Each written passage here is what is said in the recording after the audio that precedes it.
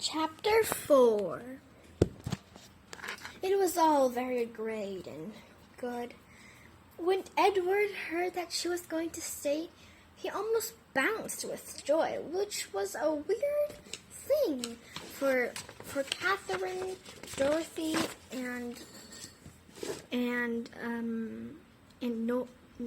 Nora, because he was never so lively before. It was a wonder why he was so lively. They wondered and thought and asked, but nothing came out, except in Catherine's mind. A little thing peeped her. Was this her boy, her splendid boy? Wait, this couldn't be. It's merely just a fact. This can't be. He's just a little boy. His child fancies must not be carried into real situations. Or could it be real? Oh, this was such a mystery that she did not like. Was his boy going to make love? This is such a mystery, she thought. But being one of the part of the mystery was a thing, because somehow it was just weird, so weird, and I don't know what's happening, thought Catherine, when she saw Edward with his dreamy eyes fixed upon the young, lively Olivia. Could this be? Oh, this is true. My dear boy. I congratulate him already. After that, she went to talk to her younger sisters, and they thought the matter is over. This really could be, couldn't it? It must be. Oh, that's more than liking. Or at least he likes her, said Nora, looking at them when they were talking. They would make a really good match, said Catherine. Oh, don't go so far, said Nora. We're not traveling all over it, aren't we? She's too young, and he's too young, and these might just be childish fancies. But I really liked her for a sister, said Dorothy, looking at the liveliness of Olivia when she was talking about her family, even if it was a very sad affair. I think she's very lively, but I don't really know her yet, said Dorothy in a doubtful tone. Don't be so doubtful, Dorothy. Your prejudice is always getting over you. Don't think people are bad because you don't know them. Try them, and then you'll know if they're good or bad. I have to try them to know. Or where do you think my good senses come? Said Catherine, winking. Whatever Catherine says, we're going to do it and try it. Oh gosh, it's a big affair in our hands. I don't want to try it out. I've never had to try it. Such a playful girl. She's been a very nice girl these hours, but having her to sleep at our house? This is ridiculous. I don't really like her at the first sight of her, said Dorothy, looking with a very straight eye at her. So that's what you think about her, said Catherine, rolling her eyes. I knew your prejudice would get over you. We know her too well," said Laura. And clasping her hands, she left them alone and went to get some society with the newcomer, Olivia. Why is your prejudice so strong?" asked Catherine, looking at her sister, who was looking at them. "I don't know," she said in a weird tone. "I guess it's that I don't want to admit anything." "Admit what?" "Admit that I think what you all suppose is going to be real. And I'm really sad to give him out," said Dorothy, in a shameful look at her big sister Catherine, who she always admired, and said that she would never tell a secret to her that was going to disgrace her name. "Oh dear, Dorothy, we'll have to give him out anyhow. There's so many dashing old handsome girls, but I don't like them a bit. I like Olivia. She's lively. She's something new, the kind of new brand girls that I've wanted for my life. Think about me, think about you, think about everybody, not only yourself and Edward. Edward has been through so much pain of losing our little Mary. Mary, oh, don't talk about Mary. I liked her as well as Edward did, and I sometimes even like to see him say, 'I'm not going to marry. I'm not going to have any friends as girls.' When he always exclaimed that, I liked it somehow. I know it's wicked of me, but I just want to keep him. And sometimes I feel the triumph when he kicks a girl out of her house with his handsome look in his face, but weary eyes. But think about him. If you want the best for him, would you like him going on like this? Seeing a girl and running away like if it was a wild animal? I wouldn't want him to be that kind of a person," said Dorothy, "but I want to keep him. I want to keep him as a brother. And I would like a sister-in-law, but I would like it from Chris. I would like Chris to marry someone. I will have a sister-in-law, but I don't want him. Chris means a lot to me, but he means almost everything. I was sure I was filling Mary's place, and I don't want anybody to fill it except for me or any of you guys. I think she's not good enough, that's all. And I don't want to lose Edward. Eddie's been so much to me, because he and I are having the same feelings about Mary. But that doesn't mean we're not giving him up. He's still ours, but we'll have to share him, that's all. And we're going to share her too. And don't you want to share a person? Share that lively Olivia? And you're thinking matters too far. They're too young for this loving thing. But it might happen any day. And I'm prepared for it. And I hope you are too. Because she's very nice and Edward is just the person. And they're very alike and they understand each other perfectly. So don't make matters worse. Please, we won't need to give him up. We'll just have a double love of a sister-in-law, and he'll be something new. Don't you want him to be happy?" Dorothy couldn't resist the tears that came, because her sister talked so homely. And then thinking about how she reacted and how Olivia reacted, she just didn't bear to think. She thought that she was so evil. "Oh, can you forgive me? Can anybody forgive me For my wicked speeches, she said.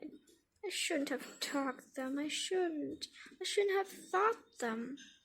Oh, my speech was horrible. I shouldn't have. Olivia's a nice dear, and I know that, but I just don't want to admit that we might have to share our dear brother. Having a friend like Olivia is something good to him. It's not harming him, and you want him to be happy. And she's harmless, and she brings happiness to everybody. I'm not the same person as when she came in. You don't see me? Don't you see my readiness to help you? I know I was foolish and always tricked you guys before with my tricks, but don't you see I've changed since she came? I see that. I see that in Lori too. In Dora, in Nora, and our dear Nora, she is changing. I don't like changes. I like the way you guys are. We won't change. We'll only get better with her. And I really think she will be a nice comfort to all of us. And it's just very good to have someone to stand by.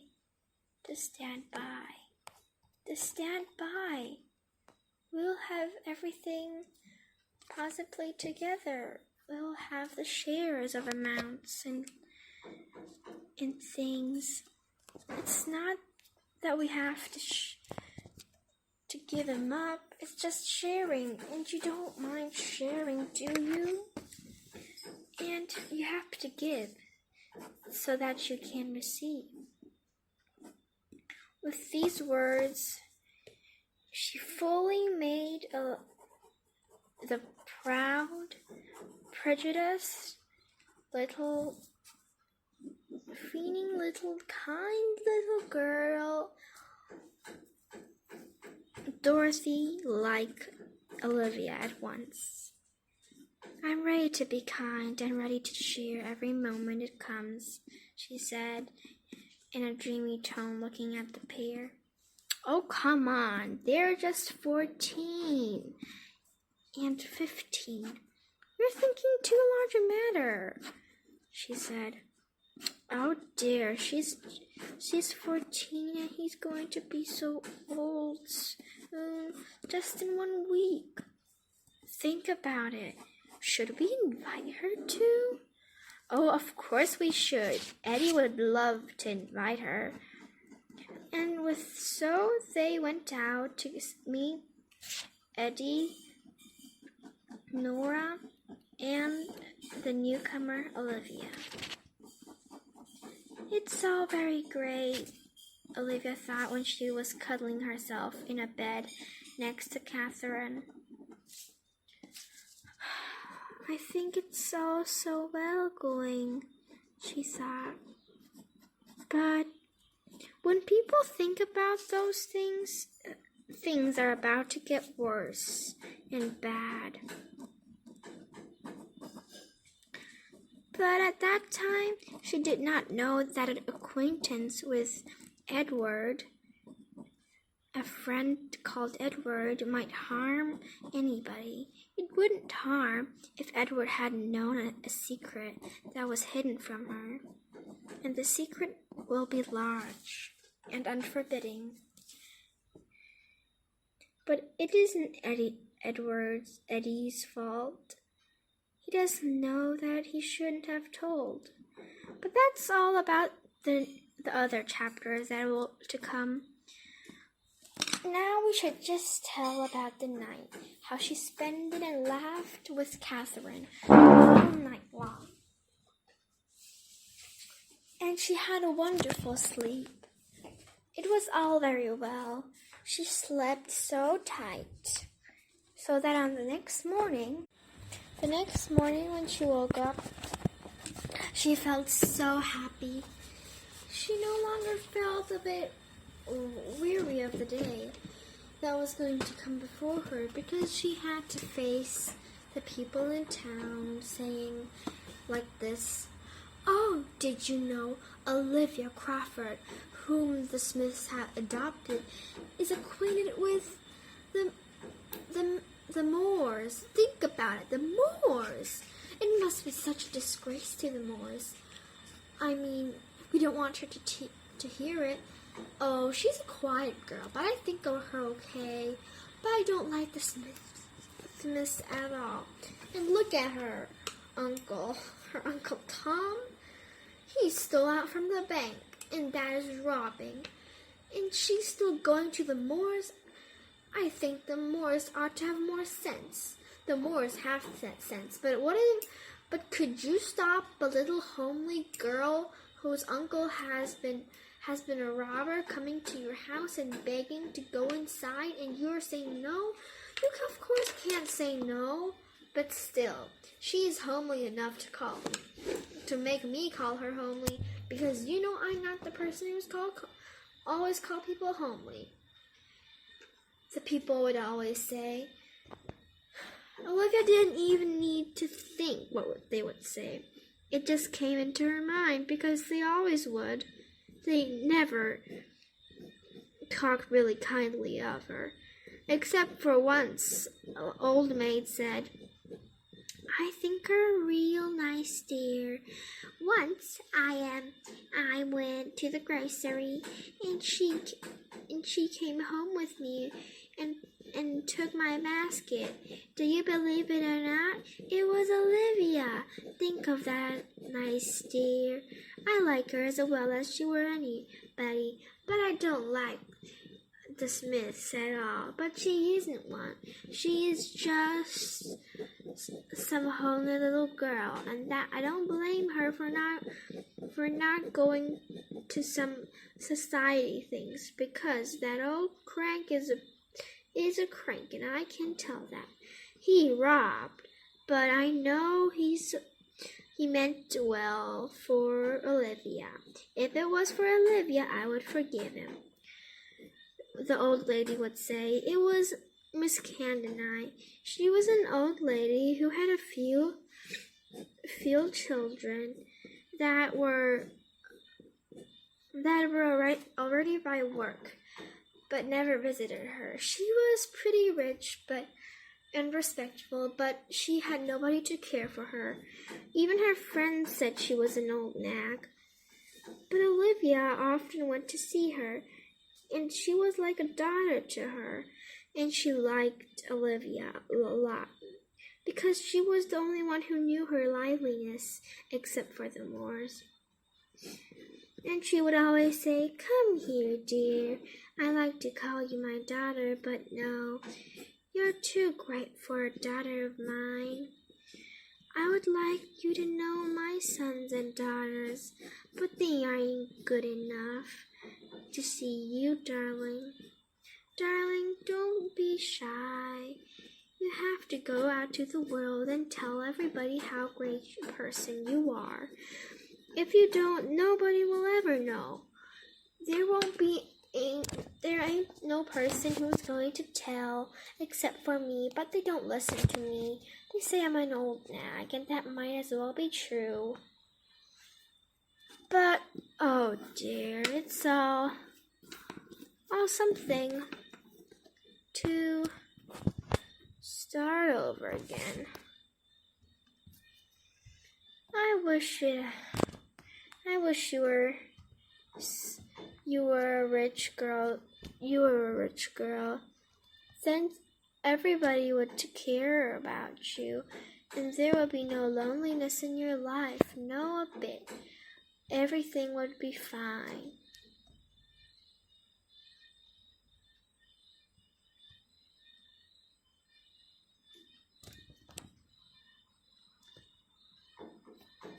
Well, I don't care.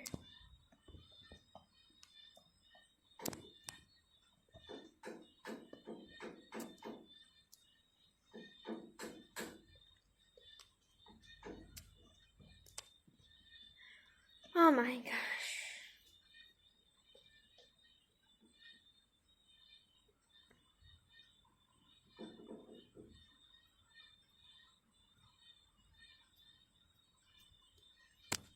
They call me an old nag and don't listen to me, but it's all right, because someone will listen to you someday, my dear. And she would always sigh a little sigh, which Olivia hated because she wanted to make the old lady happy, and she found out that she could only make her a bit sad and disappointed. Once she stood out to her, but it was a big disgrace, and she said she would never do that again. She told everybody that she was not a child to be blamed, and that the Smiths were good. But the people only laughed at her and said the old nag was crazy to have a crazy little daughter named Olivia Crawford. The old lady was very sad after that, and Olivia dared not to go visit her because she thought it might be a disgrace to her to let any outcomers see in her big house that the Olivia Crawford was there. But somehow she got used to no comforting from the old woman. But when the old woman once carried a basket full of apples, she couldn't help going and helping her. "Dear, where have you been?" she would always say. "Oh, I don't want to go, because the people don't want me, and it's better I stay out of the way and don't disgrace your beautiful name. My name ain't a bit beautiful, and you will make it wonderfuler if you do come. I know you are going to become something great, greater than anybody, I'm sure, and when that time comes, I will be the person who will disgrace you, my darling. So now come as often as you like, before I disgrace you all." She liked the old speeches she made. They were so comforting, even though they were a bit odd and old-fashioned in her ways. The old lady never went to school, she claimed, and she did not really know much. But because she was old, she was wise. And after she heard some affairs that were talked over, the people talking about some of the, "Oh, do you know that Olivia Crawford is at the manse and stayed there all night, and I saw her today morning in a carriage with Edward Moore. Think about it. And he was so bright. And Catherine Moore, she had a rosy cheek which she hadn't had for 2 weeks. I guess there's some mischief behind this," people would say. One old man said, "I heard that Catherine has a new friend Olivia, and Edward is liking Olivia by he's disgracing his family name by liking Olivia as a friend. Don't you remember the part when he said he would never have a friend as a girl when Mary died?" said another. "Oh, yes. That was a hard time for him, but I guess he's over it. But it's pretty harsh to think that the dear Mary got kicked out by his brother just because a little girl came. Oh, no, she won't be kicked out, but I hope she won't, because this girl ain't a bit good for her," said old Sam with his straw in his mouth, chewing it. He liked to chew it when he had gossip. And now there was big gossip, and he was almost chewing it so hardly. "I wish we hadn't had any Olivia Crawford around," said another. "There wouldn't be such a fuss." "Oh, yeah, such a fuss," said another.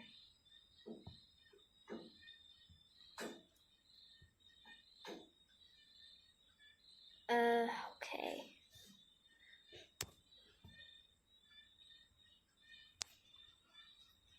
It was was all very well.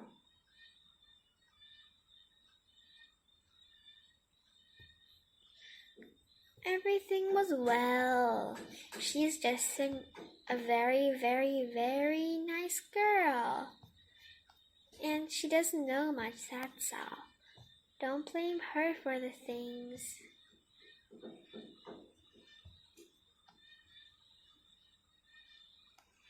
Oh, why should I blame her? I should blame someone else. I should blame the uncle she always tells. Oh, yes, you should blame him.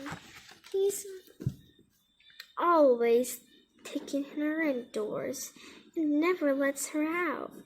That's so bad of him. I wish I could just tell him that the girl needs fresh air.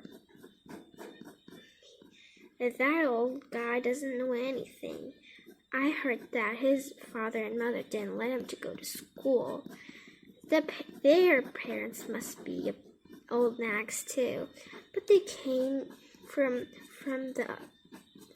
somewhere else here, and he was just a boy then. We didn't know about the family before, but I heard that they were old nags too.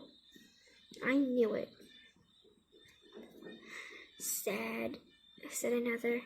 I knew that he had no graceful family around, or he wouldn't have been such a guy, hanging around his farm, doing some work and not earning a lot, and still having that little girl indoors, doing some chores. And I always see her out with some other odd girls. But she doesn't like them, she says. Once I asked her, said another. You asked her? Oh, Linda, you are doing crazy stuff these days. Is your mind up-blowing, said another. Oh, I'm not up-blowing, I'm just bored. I'm always amusing myself with those cranky people, I call them, said Linda. Oh, the cranky ones, said a cranky person. I'm not cranky at all, and I think she's good society. And then she went walking away with a weird style of putting her head wide up and her mouth shut, her eyes opened so wide that they looked like saucers.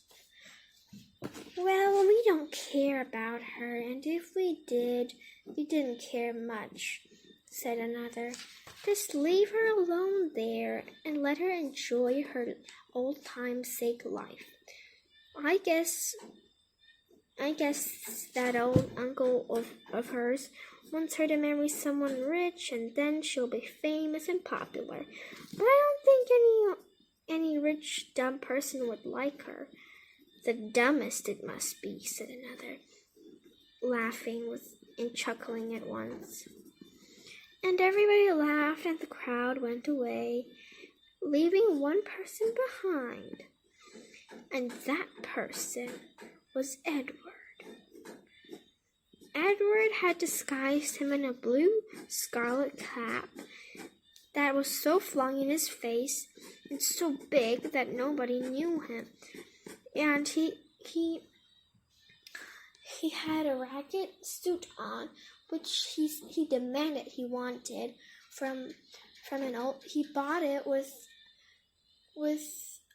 a lot of money from an old man.